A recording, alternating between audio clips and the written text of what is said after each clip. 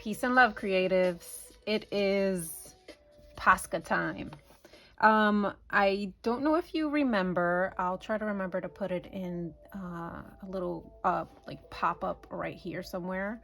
I had got these at my CC Lowell haul in Massachusetts, and I still haven't prepped them. I was waiting. Actually, I have two, and I don't want to prep it if I already have one that's being used. But I was waiting to do a video of prepping them, and I'll do some artwork after I prep it.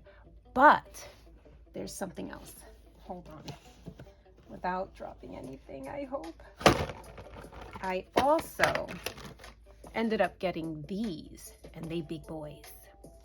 And if you look at the tip that they have, they're the same tips as these, just in a bigger form. So you can cover more without taking so much time doing it. Hold on, I gotta save my books from having a fall. Okay.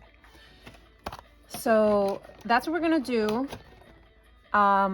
This one is not the same as that one. This one has that kind of nib. It's a chisel nib.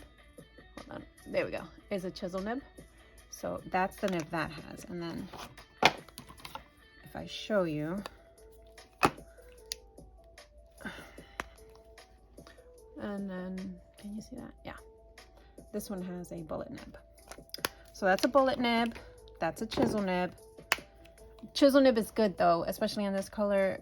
If I want to do some kind of a fleshy color, that's the one I'm going to use.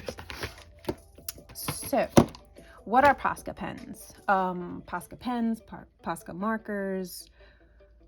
They're called paint pens. There are a whole bunch of different things, but basically what they are is acrylic paint in the form of a pen. So it kind of gives you an easier way to do lines and to paint without making a mess, number one. And also, if you're traveling, you can put these in a pencil case a lot quicker than you can acrylic paint and whip them out, do a quick drawing or painting, and then, you know, go about your day without having to find somewhere to clean up your inks and all of that. So yeah, that's that. So they're acrylic paint. So once they're dry, they're there forever. Thing with these markers that a lot of people end up having issues with, they rip up paper like nobody's business. Like you get a whole bunch of fuzzies on your paper, and it's not good. It really isn't. So what we're going to do is we're going to use some Fabriano hot pressed watercolor paper, and I'm hoping that with using this paper I'm gonna have less tear on my page and on my finished artwork, because you don't want fuzzies on your artwork. I don't have anything to show you that I did with it, but I'll find it eventually, and maybe I'll show you. So, oh, that's cold press.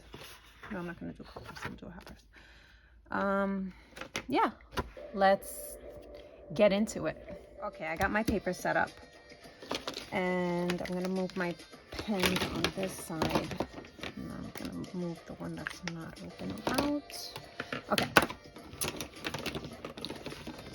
So I'm going to cut this in half. I might even cut it in 4. That's the one thing with this size paper.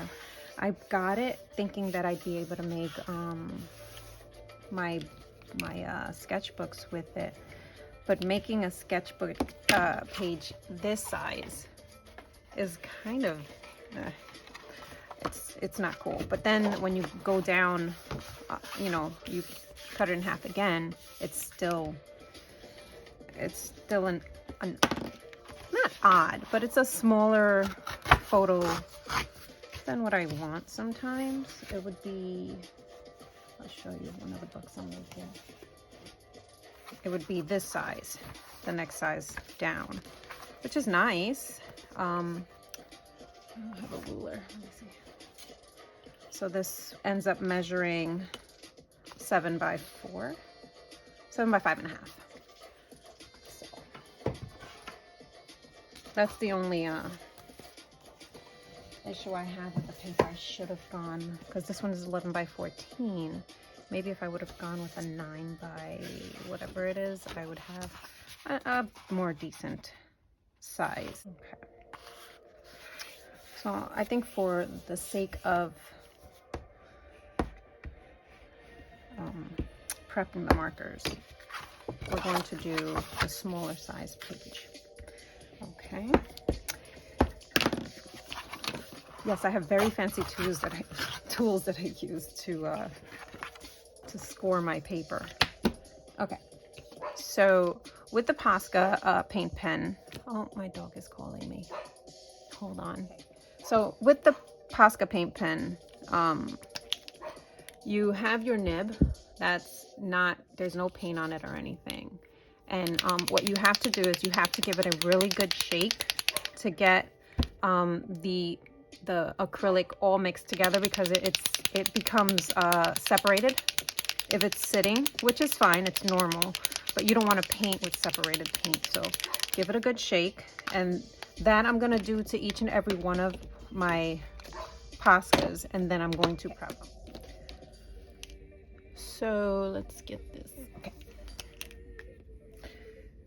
So what you want to do is you want to push down. Can you see that? You want to push this nib down. And what that's doing is it's allowing the paint to come from the barrel down into the nib, and the nib absorbs the paint and you're ready to paint. So let's see. It takes a while, but you see, I don't know if you can tell because it's yellow, but it's coming through. See that? Wait. No, you don't see it. Okay, there we go. See that?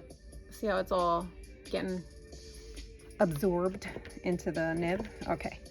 And we have yellow. And what I like to do, because I guess I'll get the colors down here, although their colors and the tops match very well. You're not going to be surprised usually with the color coming out as far as like paint is concerned. And what I was fearing with this paper, with the papers, is happening anyway. Maybe I will try cold press, but let's get to prepping, okay?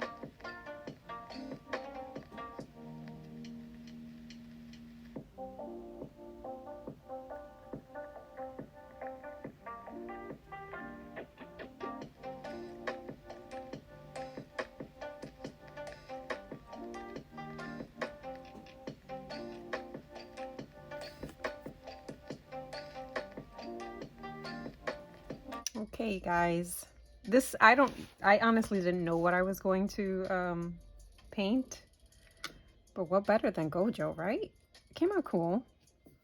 There's a couple of things that I need to touch up once it dries, but yeah, I like the way it came out.